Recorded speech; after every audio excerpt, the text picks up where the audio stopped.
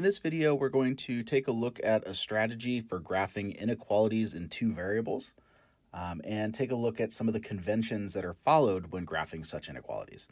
In this particular example, we're going to graph the inequality y less than or equal to x squared minus 4. The first step in graphing such an inequality is to graph the corresponding equation, which is formed by replacing the inequality symbol with an equal sign. In this case, we want to graph y equal x squared minus 4. The graph of y equal x squared minus 4 is going to look like the standard parabola y equal x squared, but the negative 4 indicates that we're going to move that parabola down 4 units. So this will be a parabola with vertex at 0, negative 4, and opening upward. So it will look something like this. This will be y equal x squared minus 4. The next step is to select a test point. And this can be any point that's not on the graph of y equal x squared minus 4. In this case, we'll pick a very easy point. We'll pick the origin 0, 0, which of course is located right here. And again, notice that it is not on the curve.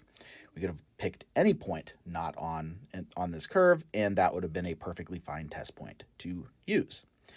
The reason we call this a test point is because we're going to test the point in the inequality that we originally were given. So here we have this inequality y is less than or equal to x squared minus 4. We're going to substitute in the coordinates for our test point for x and y. And when we do that, we get 0 less than or equal to 0 squared minus 4, which of course simplifies to 0 less than or equal to negative 4. This is a false statement. 0 is indeed not less than or equal to negative 4. And therefore, this tells us that the test point 0, 0 is not part of the solution set for the inequality. In this case, because the test point is actually above the parabola, the correct solution set for our inequality is going to be all the points below our parabola. So if we want to sketch that region, it would be this region here, everything below and outside of the parabola. Now, if our test point had indeed satisfied the inequality, if we had instead obtained something like 0 less than or equal to 4, that would have been an indication that the test point is in the solution set, and then the solution set would be the side of the parabola featuring our test point, which in this case would be the points above or inside the parabola. However, in this case, the inequality is not satisfied when the test point is used, and therefore the solution set is the region on the opposite side of the curve from our test point.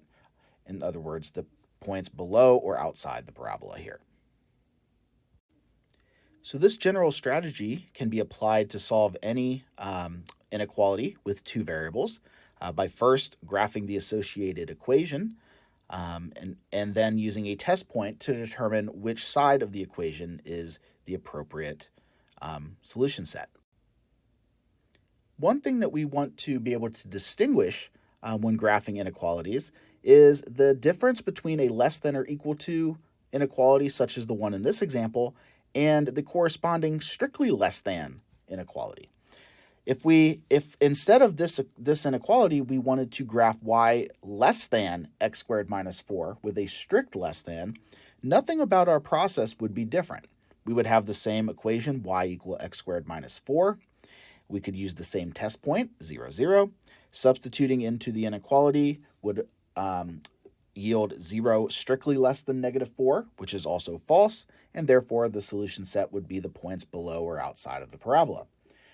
In order to distinguish these two examples from each other, we have a convention for how to draw the graph of our associated equation based on the type of inequality in our problem. So if our inequality involves either a less than or equal to or a greater than or equal to symbol, then we'll draw the graph of the equation like we did in the previous example with a solid line.